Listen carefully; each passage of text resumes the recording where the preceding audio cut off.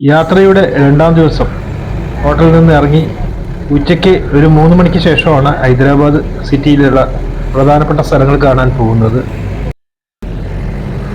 അപ്പോൾ അധികമൊന്നും സംസാരിക്കാത്ത ഒരു ഡ്രൈവറും അതുപോലെ ഒരു റൈസ് മില്ലിൽ കയറിയാലുണ്ടാകുന്ന ശബ്ദത്തോടു കൂടിയിട്ടുള്ള ആ ഒരു അനുഭവമാണ് ഈ വണ്ടിയിൽ കിട്ടുന്നത്. ആകെ കടപടാന്നുള്ള ശബ്ദം, AC വർക്ക് ചെയ്യുന്നില്ല.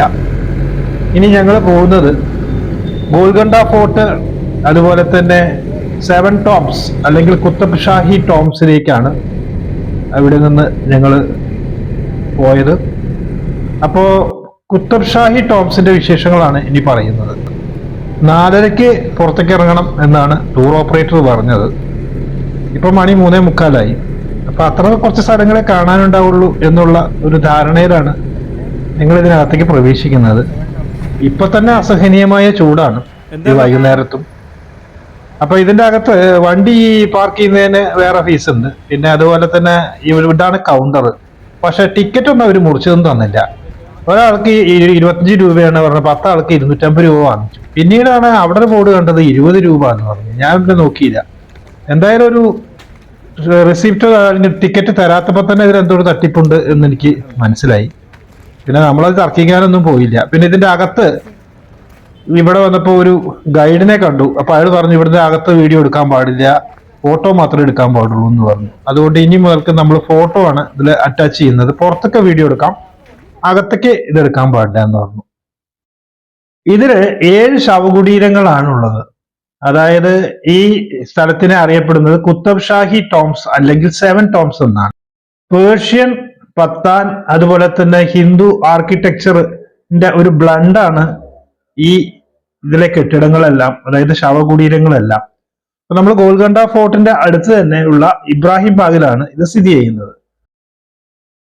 ഈ ഹൈദരാബാദ് ഭരിച്ചിരുന്ന കുത്തബ് ഷാഹി ഡൈനാസ്റ്റി അല്ലെങ്കിൽ അവരുടെ രാജവംശത്തിൽപ്പെട്ട 8 സുൽത്താൻമാരിലെ 7 പേരുടെ അന്ത്യവിശ്രമം കൊള്ളുന്ന അല്ലെങ്കിൽ ആ ശവകുടീരങ്ങളാണ് ഇവിടെ ഉള്ളത്.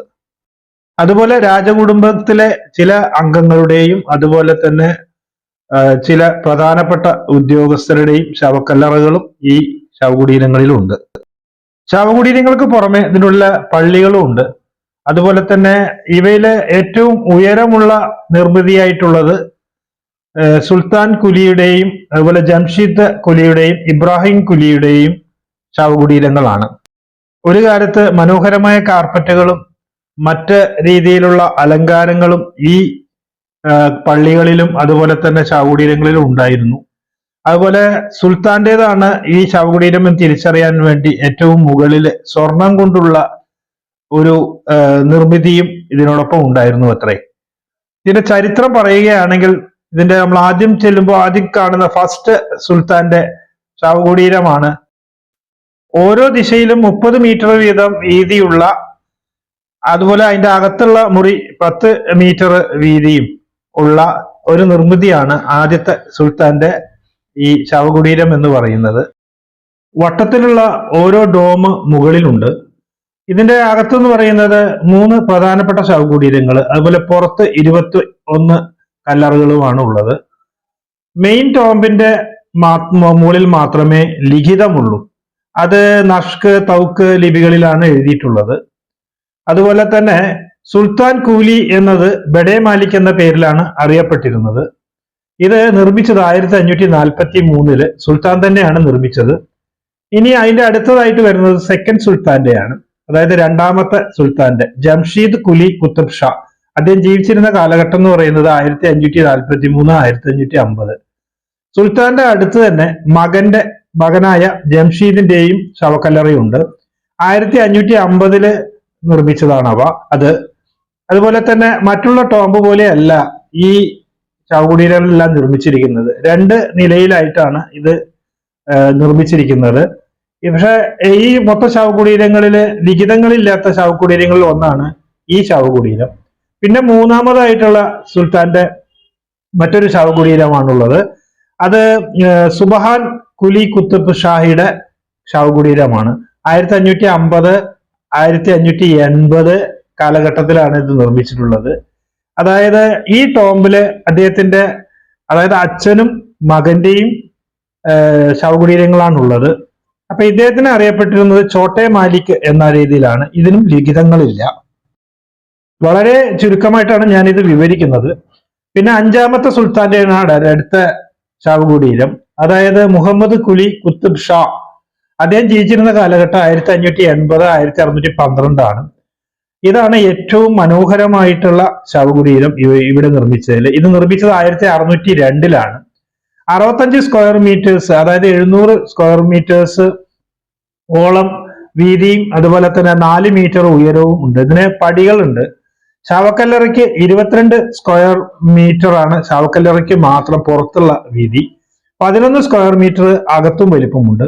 തെക്ക് ഭാഗത്തു നിന്നും കിഴക്കു ഭാഗത്തു നിന്നും പ്രവേശിക്കാം. പേർഷ്യൻ, നഷ്ക് ഭാഷകളിൽ ഇതിൽ ലിഖിതങ്ങളുണ്ട്.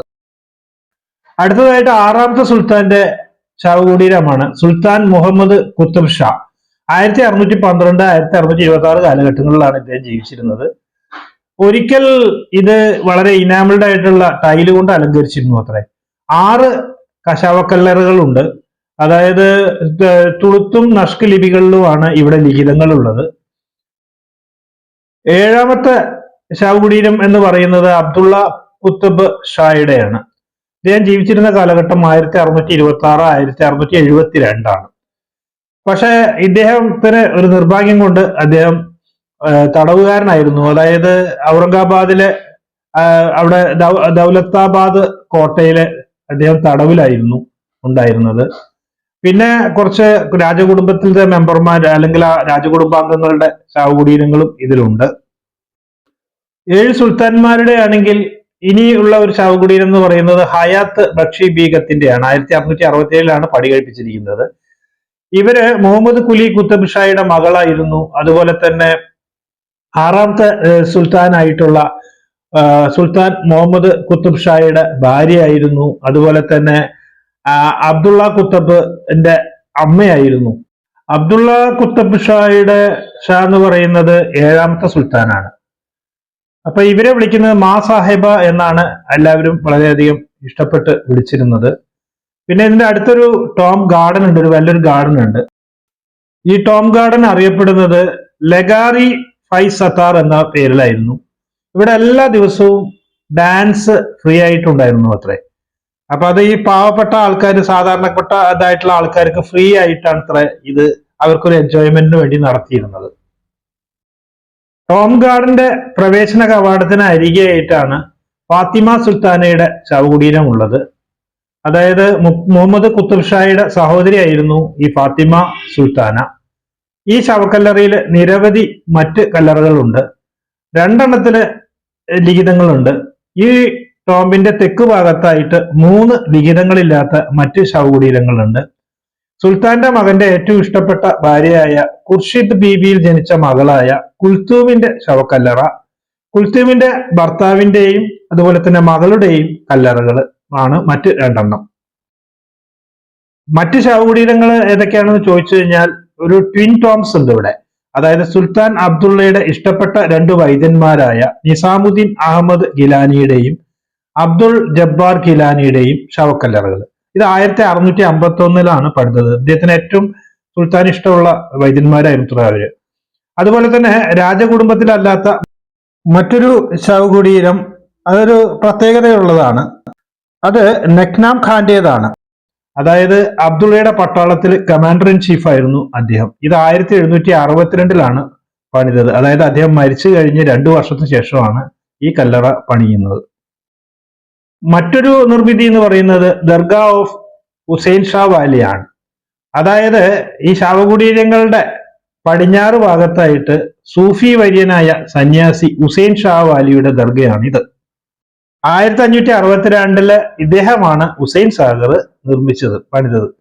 പൂന്തോട്ടത്തിലെ മറ്റ് സ്മാരകങ്ങൾ ശവകുടീരങ്ങളല്ല. ഇവയിൽ പ്രധാനമായവ ഒരു മോർച്ചറി ബാത്തും അതുപോലെ ഹയാത്ത് ബക്ഷി ബീഗത്തിന്റെ മസ്ജിദുമാണ്. മോർച്ചറി ബാത്ത് എന്ന് പറയുന്നത് മുഹമ്മദ് കുലിയുടെ ശവകുടീരത്തിന് എതിർവശത്തായിട്ട് മോർച്ചറി ബാത്ത്, മരിച്ച രാജാക്കന്മാരുടെ മൃതദേഹം അടക്കം ചെയ്യുന്നതിന് മുൻപ് കുളിപ്പിക്കുന്നതിന് വേണ്ടി സുൽത്താൻ കുലി നിർമ്മിച്ചതാണ് ഈ മോർച്ചറി ബാത്ത്. അതുപോലെ തന്നെ നമ്മളെ ഗോൽക്കൊണ്ട ഫോർട്ടിൽ നിന്ന് അല്ലെങ്കിൽ കോട്ടയിൽ നിന്ന് ബൻജാര ഗേറ്റിലൂടെയാണ് ഈ ശവം കൊണ്ടുവരുന്നത് ഇവിടേക്ക്. പഴയ പേർഷ്യൻ ടർക്കിഷ് ബാത്തിന്റെ മാതൃകയിലാണ് ഇവ നിർമ്മിച്ചിട്ടുള്ളത്. പിന്നെ പള്ളികളാണ് ഉള്ളത്. ഒരുവിധ എല്ലാ ശവകുടീരങ്ങളുടെയും അടുത്ത് മസ്ജിദുകളുണ്ട്. ഏറ്റവും വലിയ പള്ളി ഹയാത്ത് ബക്ഷി ബീഗത്തിൻ്റെതാണ്. ഗോൽക്കൊണ്ട ശവകുടീരങ്ങളിലെ മഹത്തായ മസ്ജിദ് എന്നാണ് ഇത് അറിയപ്പെടുന്നത്. ഗോൽക്കൊണ്ട ഫോർട്ടിൽ നിന്ന് ഈ സെവൻ കുത്തബ് ഷാഹി ടോംബ് വരേക്ക് നീളുന്ന ഒരു റോപ്പ് വേ 1.5 കിലോമീറ്റർ നീളമുള്ളതാണത്. അതിന് ഇവിടെ ഗവൺമെന്റും ഇവരും കൂടിയിട്ട് ഒരു പ്രോജക്റ്റ് ഒക്കെ വെച്ചിട്ടുണ്ട്, ടെൻഡറൊക്കെ വിളിച്ചിട്ടുണ്ട്. അതിമനോഹരമായ ഈ നിർമ്മിതികൾക്കുള്ളിൽ ഇതിലെ വാട്ടറിന്റെ സിസ്റ്റം, അതുപോലെ മറ്റ് നിർമ്മിതികളുടെ ആ ഭംഗി, ഇതൊക്കെ ഒരുപാട് ആസ്വദിക്കാനുണ്ട്. ഒരു 5-6 ദിവസം നടന്നാലും തീരാത്ത അത്ര സാധനമുണ്ട്. ഇതാണ് ഞങ്ങൾ വെറും 3/4 മണിക്കൂർ കൊണ്ട് തീർത്തിട്ട് പുറത്തേക്ക് ഇറങ്ങുന്നത്. ഇൻകംപ്ലീറ്റഡ് ആയ നിർമ്മിതികൾ ഇതിലുണ്ട്. അതുപോലെ തന്നെ അവയൊക്കെ റീസ്റ്റോർ ചെയ്യാനും അതുപോലെ അത് ഭംഗിയായി നിലനിർത്താനും ആർക്കിയോളജിക്കൽ വകുപ്പും ഗവൺമെന്റും ശ്രമിക്കുന്നുണ്ട്. അവരുടെ ശ്രമങ്ങളെ നമുക്ക് അഭിനന്ദിക്കാം. അടുത്ത വീഡിയോയിൽ നമ്മൾ ഗോൽക്കൊണ്ട ഫോർട്ടിനെ കുറിച്ചും ഹൈദരാബാദ് ചരിത്രത്തെ കുറിച്ചും വിശദമായി പറയാം. എല്ലാവർക്കും നന്ദി.